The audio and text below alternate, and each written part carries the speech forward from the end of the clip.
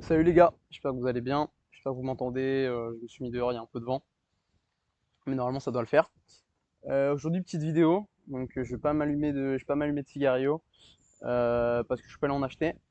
Mais vous me reconnaissez quand même, on est là, let's go. On va parler de la personal brand. C'est un point qui est crucial pour votre offre parce que c'est ce qui va vous différencier sur le marché, même si vous êtes dans la même niche que quelqu'un d'autre. Et c'est ce qui va faire que les gens vont accrocher ou vont vous détester. Parce qu'une brand, c'est fait pour ça. Comme dans la vie de tous les jours, il y a des gens soit qui vont adorer votre personnalité et qui au final vont vous adorer, soit des gens qui vont vous détester. Plus vous avez une brand euh, magnétique qui sort du lot, plus les gens vont vous adorer ou plus les gens vont vous détester. Donc ça va être vraiment polarisé. Et quand vous êtes quelqu'un qui a une personnalité un peu moins forte, qui est un petit peu plus lisse, là vous allez avoir des gens qui vont vous aimer, d'autres qui vont un petit peu moins vous aider, mais ça va être moins, il va y avoir moins de différence entre les deux réactions qu'ont les gens. Euh, Globalement, votre brand, comment est-ce qu'elle doit se composer? La première chose, c'est qu'elle doit être visuelle, donc elle doit attirer l'œil de votre lead. Si quelqu'un d'autre peut poster ce que vous allez poster, ne le postez pas. Ça veut dire que ça s'écarte de votre brand ou alors que vous l'avez volé à quelqu'un d'autre et que vous n'avez pas fait de modification. Ça doit être le plus personnel possible. La deuxième chose, c'est que les gens doivent connecter émotionnellement avec vous. Par exemple, quand vous parlez, il y a des gens qui font beaucoup trop de réels où ils ne parlent pas et finalement les gens ne connectent pas émotionnellement. J'en ai encore une fois fait l'expérience. J'avais un client qui postait que des réels où il ne parlait pas, avec de la musique, sa tête. Et moi, je lui ai dit à un moment, ok, c'est très bien pour l'instant, tu fais des vues. Maintenant, je veux que tu postes des réels où tu parles, où tu éduques, que tu fasses du middle of funnel, où tu connectes émotionnellement. Écoutez, il l'a fait. Il a fait 150 000 vues sur un réel où il parlait alors que c'était pour éduquer et qu'il avait moins de 1000 abonnés, ce qui est quand même conséquent. La preuve que les gens aiment à connecter émotionnellement et qu'il faut le faire constamment. Et ensuite, il faut que votre lifestyle il soit en accord avec le lifestyle que votre lead, que vos prospects, que vos clients ont envie d'atteindre. Ça ne sert à rien. Votre lifestyle, c'est typiquement la dream situation de vos clients parce que vous leur apprenez à faire ce que vous faites pour la plupart, que ce soit physiquement, que ce soit dans le make money, que ce soit que ce soit dans autre chose, dans les relations sociales, mais globalement, votre dream situation, enfin la dream situation de vos clients, c'est votre situation. Donc arrêtez de faire le mytho, soyez authentique. C'est comme avec les meufs, au début, vous pouvez faire un peu le mytho, mais au final, si vous faites trop le mytho, vous serez cramé, et au final, du coup, tout le monde va vous détester.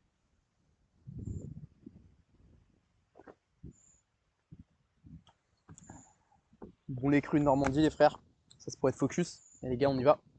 Hop, là, je vous ai fait rapidement un petit topo, mais c'est sur le sens de lecture pour essayer de capter comment est-ce que vous allez organiser votre compte, notamment Instagram, parce que la brand, ça passe beaucoup à travers Instagram, un petit peu à travers YouTube et à travers les autres réseaux sociaux, mais globalement, c'est Instagram le canal principal, surtout si vous avez un IG funnel. Globalement, les gens, la première chose qu'ils vont regarder, c'est donc votre photo de profil et votre nom. Donc, c'est ce qu'il faut optimiser au maximum. Par exemple, là, on voit que Mathis Loué, sa photo de profil, elle n'est pas optimisée. Pourquoi? Parce que, je peux pas zoomer. Pourquoi? Parce que on dirait que c'est un podcasteur alors que ça l'est pas. C'est un gars qui est dans le scaling. Euh, donc ça, par exemple, c'est le genre de petites choses auxquelles il faut faire attention. Il faut que votre photo de profil elle soit en accord avec ce que vous vendez comme offre. Globalement, ensuite, les gens ils vont aller voir vos posts. Donc, il faut que vos posts soient travaillés, qu'il y ait donc des choses d'esthétique, qu'il y ait une brand, donc au niveau de la couleur, ça on va le revoir, mais qu'il y ait quelque chose d'esthétique, qu'il y ait de la proof. Vous voyez là avec Alex Hormozy, excusez-moi, c'est directement de la proof. Qu'il y ait du lifestyle et qu'on comprenne à travers vos publications également ce que vous faites. Ok, si vous êtes coach sportif, que vous ayez des publications où on vous voit torse nu, où on vous voit en train de faire du sport, c'est primordial. On s'en branle que vous mettiez des grosses voitures si vous êtes coach sportif. Et ensuite, les gens vont aller voir les stories à la une. Ça, c'est hyper important de les travailler. Le mieux, normalement, je vous ai déjà fait une vidéo là-dessus quand j'étais en appel avec Luc, mais il faut qu'il y ait de la proof, de la valeur, du lifestyle et votre histoire. Globalement, c'est les quatre stories principales. Après, vous pouvez les décliner en plusieurs stories, en story client, mais c'est ce qu'il faut comprendre. Et ouais, globalement, ouais, d'accord, on s'en branle. Euh, il y a, il y a quelque chose qui est très important également, c'est votre bio. Il y a quelque chose dans votre profil qui est très important également, c'est votre bio. Là, on voit qu'elle n'est pas très bien optimisée. Par exemple, il y a de l'anglais, alors que lui, il est sur le marché français, qui met un contexte trop tard. Euh, Enfin, là, et globalement, un point qui va être aussi important, c'est votre bio. Il va falloir l'optimiser. Moi, j'aime bien qu'au début des bios, il y a un message personnel, quelque chose qui attire l'attention, un truc en rapport avec votre brand. Donc, je vous dis rapidement, moi, par exemple, la première phrase de ma bio, c'est Cigario dans le bec. Je ne vends pas d'offres concrètement, mais au moins, ça attire les gens. Et ensuite, je parle de ce que je fais. Donc, moi, j'ai mis jusqu'à ton offre. Mais voilà, ça peut être un call to action qu'on met à la fin. Mais avant, il faut expliquer. Enfin, par exemple, là, il aurait fallu qu'il écrive cette phrase-là avant celle-ci. Parce que le mec, il veut savoir ce qu'il fait avant de le DM. C'est totalement logique. Voilà. Globalement, c'est des petits trucs à optimiser. Et un petit call to action dans la bio, c'est toujours très important. Les couleurs. Ça, c'est ce qu'il faut choisir quasiment en premier. C'est une palette de couleurs. Okay, ça fait partie de votre univers. Et on voit que sincèrement, tous les gros créateurs en ont une. Je pense à des gars bon, qui ne sont pas concrètement dans l'infoprenariat, mais des mecs comme La Menace, des mecs comme Mathis Clouet, ils ont aussi une brand de couleur en bleu marine. Des mecs, même dans le sport, qui ont des brands de couleurs. On voit bien que des. Je réfléchis. Branding. On voit bien qu'un mec comme dans la niche plus primale, comme Sofiane Benoubi, il va avoir une brand noire, violet, un peu électrique. Et en fait, ces choses-là, elles sont en rapport avec le sport et aussi avec l'ICP qu'il est en train de recibler, c'est-à-dire les entrepreneurs, les infopreneurs. Globalement, ce qu'il faut, c'est avoir deux couleurs principales et une couleur de fond. Okay, je vous ai pris l'exemple de La Menace. Il est souvent habillé en noir. Il a souvent ce côté très tranché, très dark dans le sens dans ce qu'il dit. Il a ses opinions. Et donc, le fait d'être en noir, d'être bien habillé, ça va très bien avec ce qu'il fait, d'être habillé de façon classe parce que il met. Parce que. Où est-ce que je vais me mettre? Voilà, c'est mieux. Parce qu'il parle d'un train de vie luxueux. Okay, il a aussi le orange de sa Lamborghini qui peut décliner dans sa brand. Et j'aime bien avoir une couleur de fond. Ok, globalement, je vais me rebouger la gueule. Parce que je vais mettre... Voilà, c'est pas mal. Une couleur de fond, donc globalement, c'est un peu une couleur qui est constamment autour de vous. Globalement, moi, ça va être du bleu parce que je suis à la mer ou des arbres parce que j'ai un jardin où il y a beaucoup d'arbres, il y a beaucoup de nature et je suis pas très loin de la campagne. Voilà. Ce qu'il faut comprendre, c'est que il y a la couleur que vous allez porter constamment, qui est très importante, et il y a aussi la couleur de votre fond qui doit être en accord avec l'endroit où vous habitez, avec la situation sociale que vous avez. Par exemple, un gars qui fait du make money, il va préférer avoir des beaux buildings à Dubaï derrière qu'avoir la campagne. Okay, et les habits, il faut qu'également la qualité de vos habits, que la forme de vos habits aille avec ce que vous vendez. Euh, Si tu es trader, tu vas pas constamment être torse nu. Par contre, si tu es dans le primal, si tu es dans la santé, c'est très important d'être torse nu au soleil, bah, tu vas être souvent en Marcel ou torse nu. Moi, comme je m'en bats les couilles, et bah, je m'en bats les couilles, j'ai mis une chemisette. Voilà, voilà les gars. Là, parce qu'à la base, c'était un template que j'avais fait pour un client, où j'ai rajouté des trucs. Et ce qu'il faut comprendre, c'est que la qualité de vos photos, c'est hyper important. Je vous l'ai dit, les publications, c'est la deuxième chose que vos clients vont aller voir après votre photo de profil. Donc, il faut qu'elle soit optimisée à la mort. Vous voyez bien que là, un gars comme Benjamin D en trading, je ne sais plus, c'est Benjamin Deleuze, si je ne dis pas de bêtises. Ça fait un petit moment que j'ai fait ce template. Mais il est habillé en blanc sur chaque publication. Il a un fond qui est avec des beaux monuments, que ce soit même de l'architecture ou des monuments. On a toujours ce beau ciel bleu. On a ces poses un petit peu de profil. Vous voyez bien qu'ici, concrètement, il y a un univers, il y a un bel endroit, il y a une bonne lumière, il y a du soleil et il y a un bon plan avec un side profile qui est bien fait à chaque fois. Comprenez ça, prenez pas des photos à l'arrache, surtout quand c'est pour vos publications, c'est extrêmement important. Euh, Tac, tac, tac. La qualité de votre appareil doit être irréprochable, les gars. Même avec un bon iPhone, ça le fait, mais il faut que ce soit irréprochable, que les lumières soient bien faites. Faites pas une photo à la va-vite parce que vous êtes dans un bel endroit, il faut que ce soit optimisé.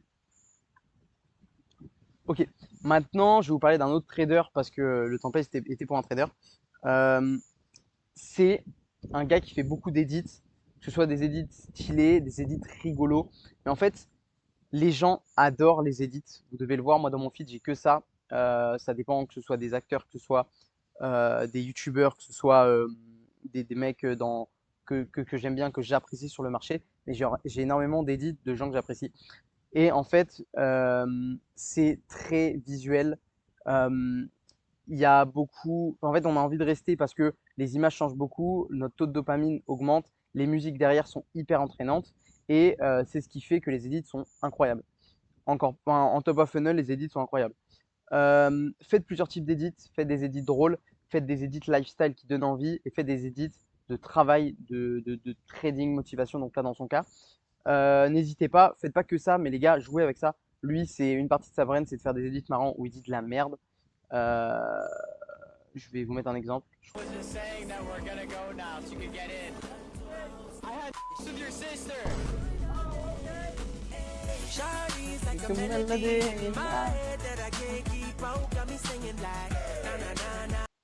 Voilà les gars.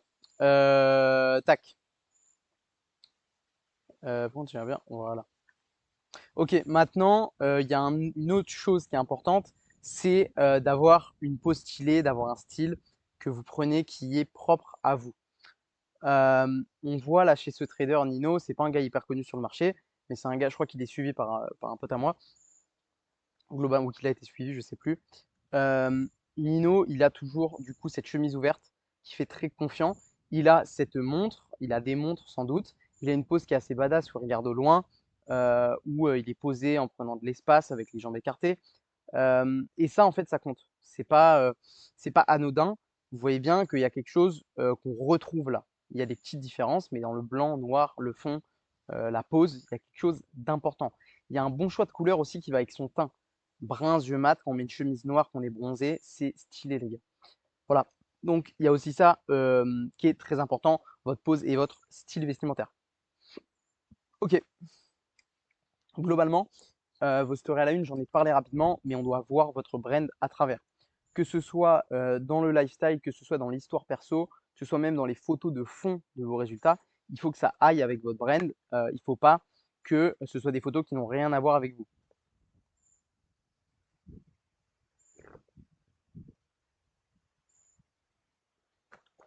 Vous voyez globalement, quand vous allez sur mon profil Insta, vous voyez que les photos de fond sont des photos que j'ai prises moi-même, sont des photos de voitures que sont des photos donc sont des photos de fond,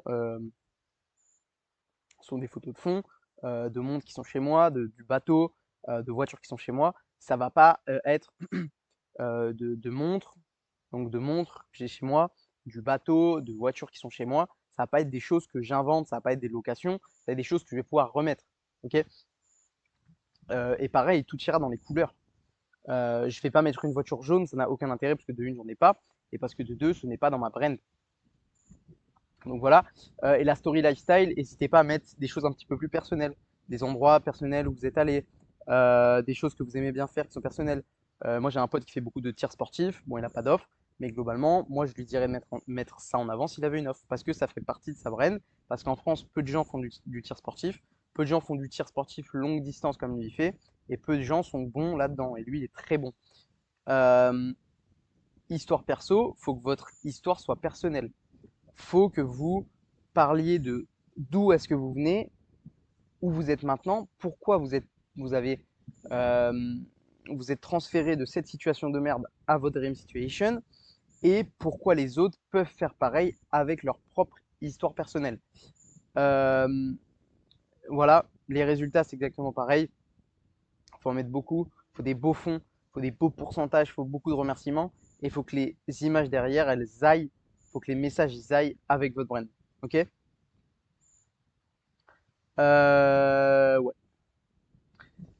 En fait, il y a trois types de personal brand.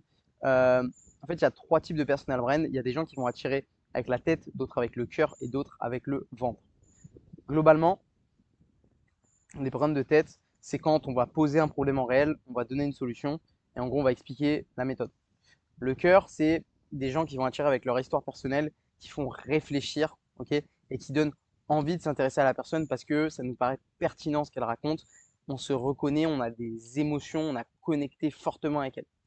Et enfin, le ventre, c'est qu'on les suit parce qu'on a envie d'apprendre quelque chose, parce qu'on nous a appris un nouveau problème ou une nouvelle thématique scientifique dans le sport qu'on ne connaissait pas. Et on a envie d'en connaître plus parce qu'on a l'impression que cette personne-là, elle a une réelle expertise là-dedans. Globalement, je pense à un gars comme Sofiane Benoubi pour reprendre la même personne, mais lui, il a ce côté très scientifique, ce côté parler aux entrepreneurs pour leur productivité, ce côté toujours prouvé par des études scientifiques, même qui sont pas très connues. Ok. Et c'est ça qu'on aime chez lui, ça fait partie de sa brand. Pareil, je pense à des gars qui ont des brands du cœur, mais tac, tac, tac, je réfléchis. Globalement, pour prendre assez brand du cœur, qui c'est qui a une brand du cœur? Globalement, une brand de cœur, globalement, globalement, une brand de cœur qui fait réfléchir, ça va être la brand de, globalement, ouais, globalement des histoires personnelles de réussite qui impactent. Des mecs comme Keo, ils ont bien réussi ça. C'est pas des mecs qui à la base vont te faire chialer avec leur histoire, mais c'est des mecs, tu sais, qui sont passés de petite ville de France, vie de merde, salariat, à en moins d'un an et demi, en moins de 2 ans, grosse villa à Dubaï, Lamborghini. Et ça, c'est une histoire personnelle qui met beaucoup en avant. Il fait beaucoup d'édits là-dessus, et ça fait réfléchir à une question émotionnelle, la question d'aller se pousser plus loin, de faire les choses rapidement, de tout donner et d'y arriver.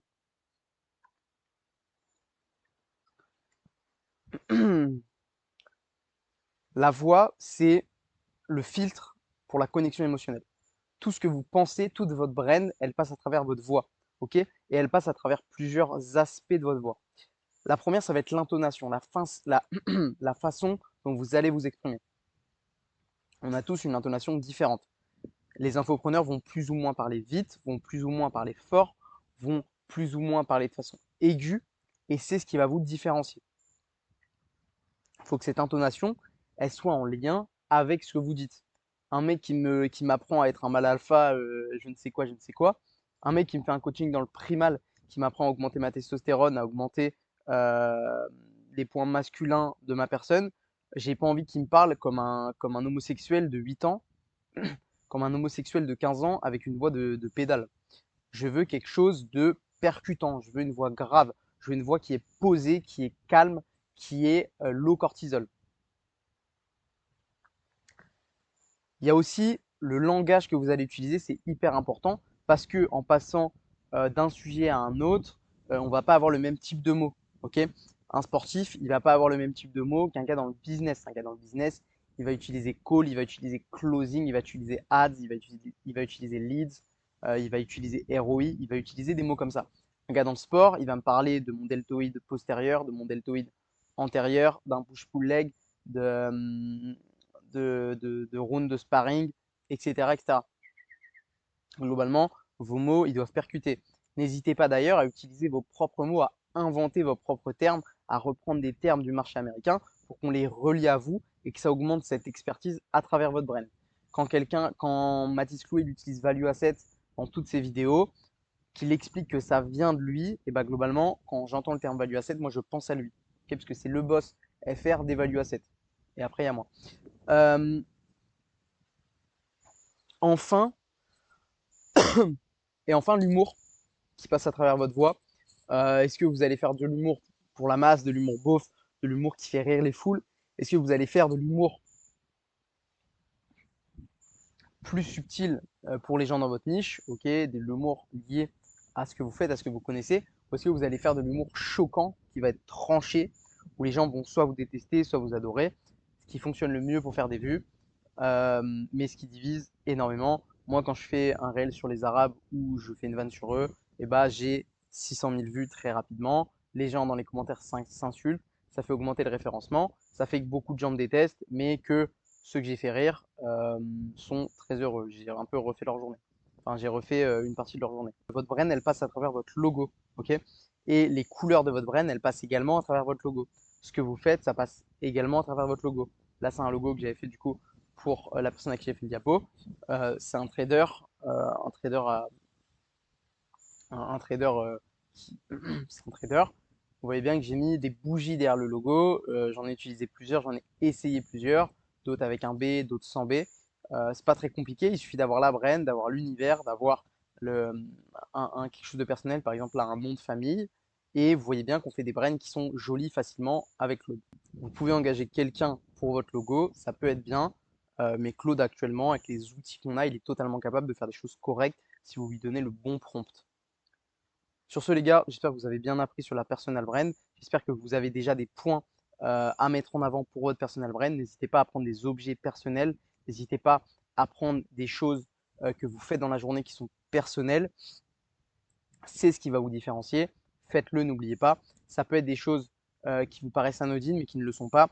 Moi, je fume des cigarillos tous les jours. Et ben en vidéo, quand j'ai envie de faire des réels, je fume des cigarillos. En vidéo YouTube, quand j'ai envie d'en faire, je fume des cigarillos sur ma miniature. Ce sont le genre de choses basiques auxquelles on ne pense pas naturellement, mais qui nous démarquent sur le marché. Ok, un truc tout simple qui est déjà porté sur vous, votre coupe de cheveux. Si vous avez les cheveux très longs et que vous êtes un homme, vous n'êtes pas dans la majorité. Il faut mettre ça en avant, le mettre en avant à travers, je sais pas, faire des vannes dessus, à travers les toucher, à travers. C'est quelque chose à mettre en avant. Être chauve, c'est pareil. C'est une différenciation.